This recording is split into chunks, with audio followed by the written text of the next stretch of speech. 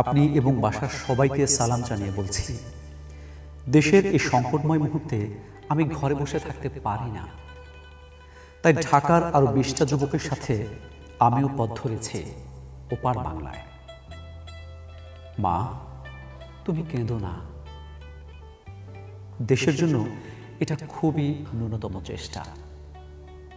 মা, তুমি এদের স্বাধীনের জন্য দোয়া করো। চিন্তা করো না, আমি ইনশাল্লাহ বেঁচে ফিরব। আমি 7 দিনের মধ্যে ফিরে আসতে পারি, কি বেশিও লাগতে পারে। তোমার চরণ মা আমি করিব স্মরণ। আগামীতে সবার কুশল কামনা করে খোদা হাফেজ জানাচ্ছি। ইতি তোমারই বাকি।